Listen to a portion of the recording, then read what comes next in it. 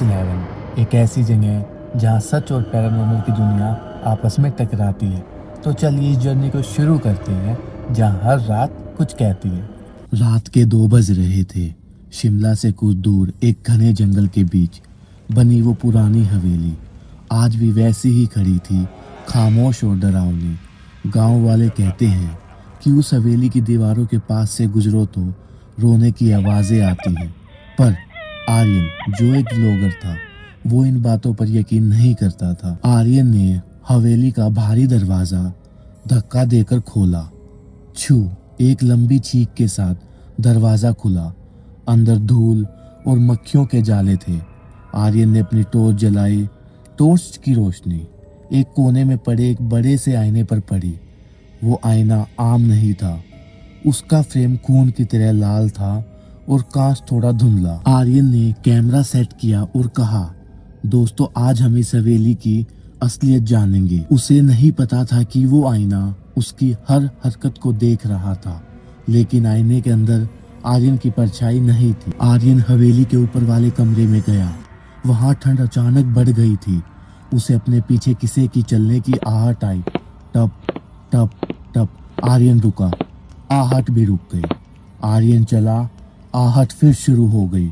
उसने घूम कर देखा, पीछे कोई नहीं था, पर जब उसने कैमरे की स्क्रीन में देखा तो उसकी रूह कांप उठी। कैमरे में आईने के ठीक पीछे एक औरत खड़ी थी। उसका चेहरा बिखरे बालों से ढका था और उसके पैर उल्टे थे। आर्यन ने तुरंत पीछे देखा, पर वहां सिर्फ खाली रास्ता था। आर्यन ने मन में सोचा, ये मेरा वहम है। आर्यन ने खुद को समझाया, पर तभी उसके कान के पास एक ठंडी फुफकार आई। वापस मत जाना। डरते हुए आर्यन वापस नीचे भागा, उसी लाल आईने के पास। उसने सोचा यहाँ से निकलना ही बेहतर है, पर जब वो आईने के सामने खड़ा हुआ तो वो जम गया। आईने के अंदर दिखने वाला आर्यन उसका साथ नहीं दे रहा था। आईने वाला आर्यन मतलब कि उसकी रिफ्लेक्शन आईने के अंदर खड़ी होकर मुस्कुरा रही थी, जबकि असली आर्यन डर से कांप रहा था। अचानक आईने वाला आर्यन ने अपना हाथ बाहर निकाला और असली आर्यन का गला पकड़ लिया। कांच से निकलता वो ठंडा नीला हाथ आर्यन का दम घोटने लगा। आर्यन चीखना चाहता था, पर उसके मुंह से आवाज नहीं निकल रही थी। हवेली की दीवारों से रोने की आवाजें अब हंसने में बदल गई थी। आईने के अंदर उस औरत की आवाज गूंजी, हमें नया जिस्म मिल गया। धीरे धीरे असली आर्यन को आईने के अंदर खींचा जाने लगा। वो कांच एक दलदल की तरह बन गया था। आर्यन ने दीवार पकड़ने की बहुत कोशिश की, पर सब बेकार रहा। एक जोर का झटका लगा। आर्यन आईने के अंदर था। अब वो देख सकता था कि वो एक अंधेरी दुनिया में है, जहां हजारों लोग कैद हैं।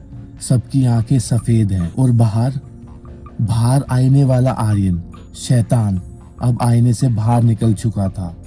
उसने कैमरा उठाया, लेंस की तरफ देखा, एक डरावनी मुस्कुराहट के साथ कहा, अगला नंबर तुम्हारा है। हवेली का दरवाजा अपने आप बंद हो गया। आर्यन का कैमरा वहीं गिरा था, पर उसमें अब भी रिकॉर्डिंग चल रही थी, सिर्फ सन्नाटे की। कहानी अभी यहीं खत्म नहीं हुई।